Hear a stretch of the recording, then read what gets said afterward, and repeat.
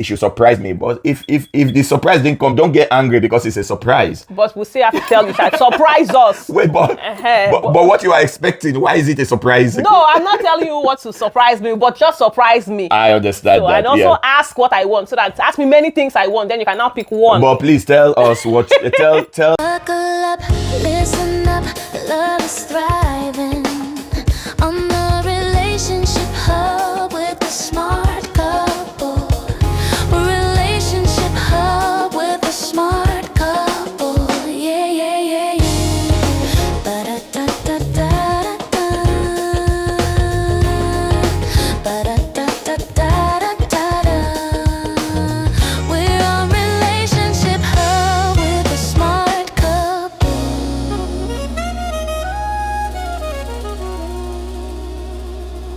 Are there some things that you wish your partner would stop doing so bad? Yep.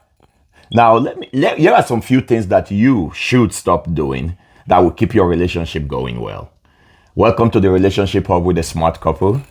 And we are going to be talking about 6 things that you should stop doing to keep your relationship going.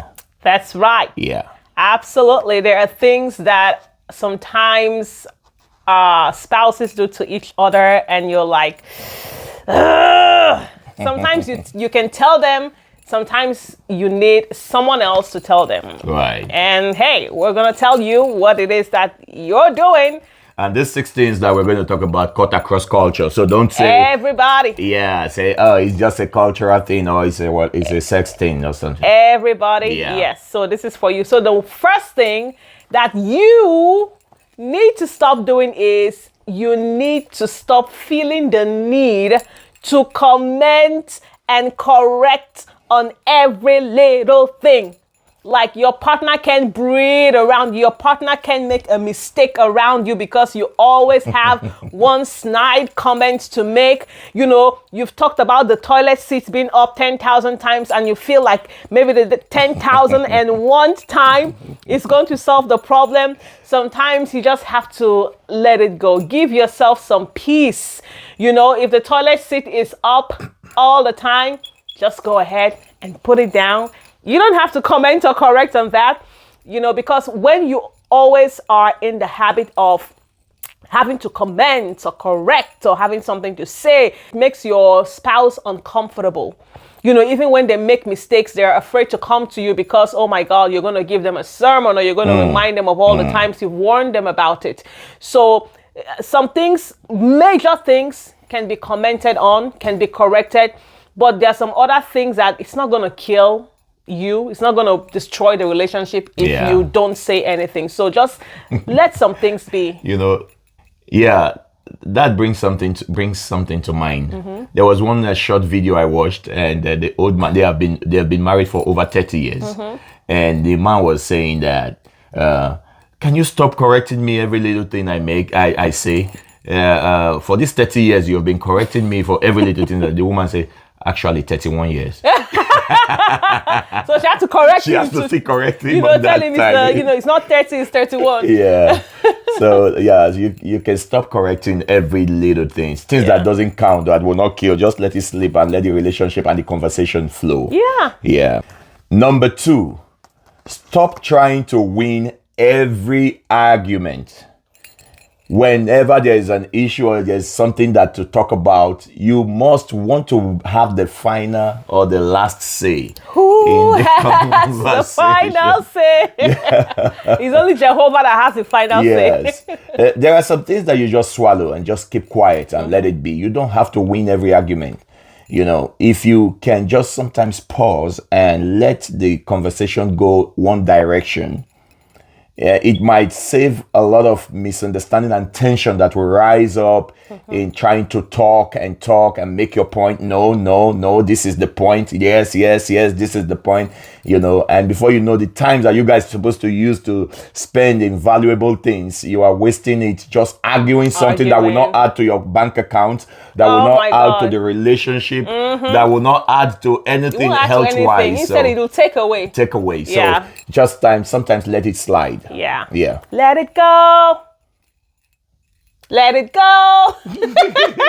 Are you trying to become a son? Yes. So another thing that you need to stop doing is, oh my gosh, you need to stop posting every single thing on social media. Oh. There are people that when they're having issues in their relationship, you can tell because on their social media status, oh my God, marriage is not what it seems to be. Fear men. Husbands are this. Wives are, you post everything. So people keep calling you, is everything okay? I saw your status, are you okay? So your family is not safe or your relationship is not safe because they're open to every opinion. And then when you put that thing out there, there are well-meaning people and not so well-meaning people who are going to put out their opinions and their comments about your relationship. And the more you listen, you're going to start receiving those comments, and those comments are going to start influencing how you're treating your spouse. Why put it out there? It's as long as it's not life-threatening. No one is, and if it's life-threatening, go to the police.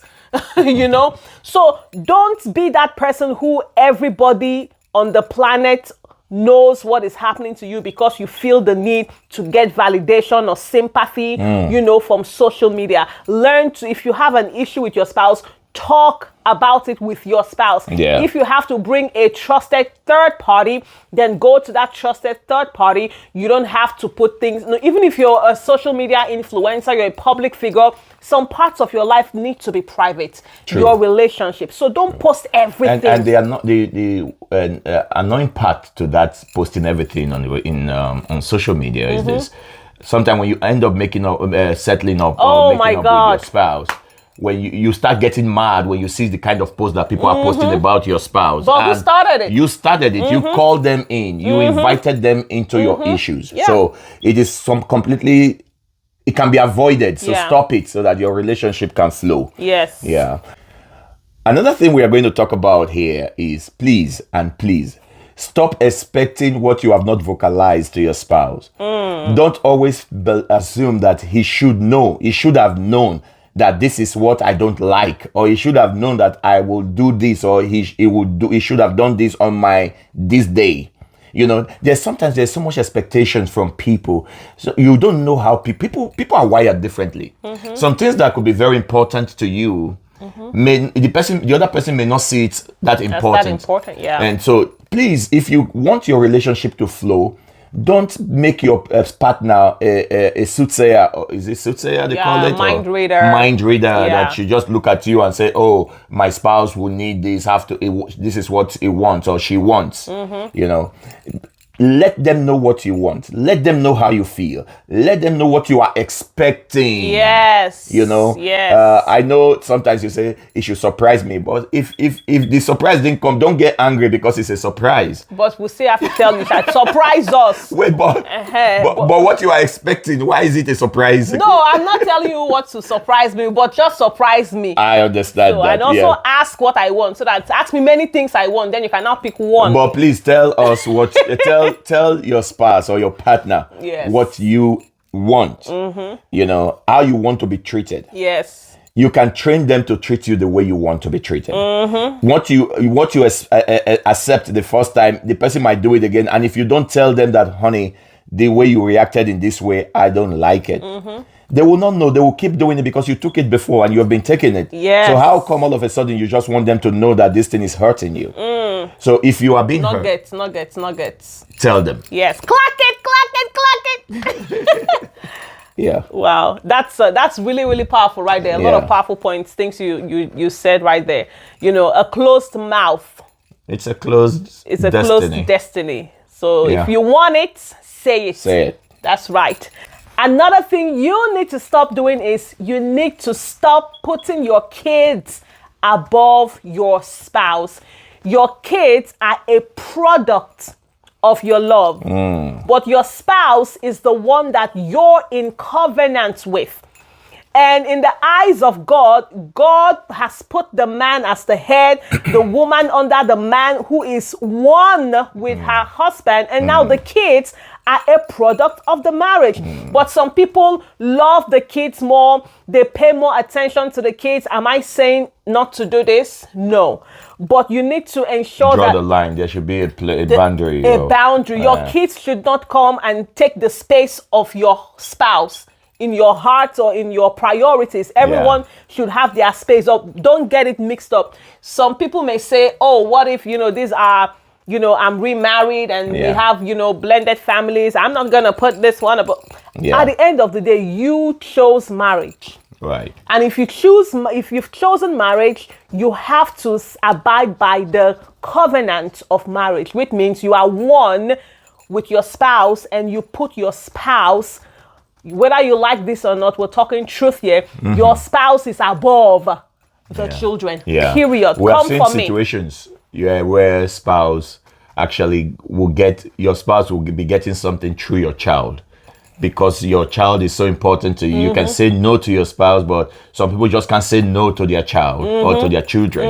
And so sometimes the spouse have to go through their children to say, go tell daddy that mommy need this, or daddy go tell that mommy that daddy wants this. No, I think it's because you have placed them and they know that they've been placed above the spouse. And you need to actually look into that. That's true. It's silent, but it's true. Yeah, it's true. And I think we're going to maybe do one of this time. We're going to have to do a parent podcast to just talk about parenting. And kids are very manipulative, Very, very. Yeah, to a great extent. They can manipulate parents, and sometimes you don't know when you begin to lean towards one and prioritizing one above your spouse. Absolutely. Yeah. So another thing we're going to look at is, please don't be too busy. Don't be too busy for your spouse. Sometimes we have engagement, and especially if you are living in a society where there's a lot of things going on at the same time, and you find out that I wish you can have 30 hours in the day, or for God to change 24 hours to 30 hours a day to make a day, you would have prayed for that. But in the midst of your busyness, I'm not underplaying your being busy, but learn to prioritize your spouse. Learn to make time. Even if it's if you guys are working a lot in a separate places, you can just shoot a text, hello babe, how you guys doing? Or how you doing?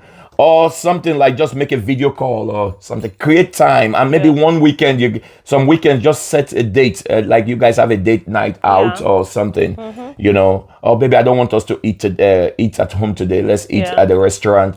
Those kind of things can really make your spouse feel important and feel special, and it will help to boost your relationship that you have. Yes. So it's so important to make time for your spouse. Absolutely. Yeah.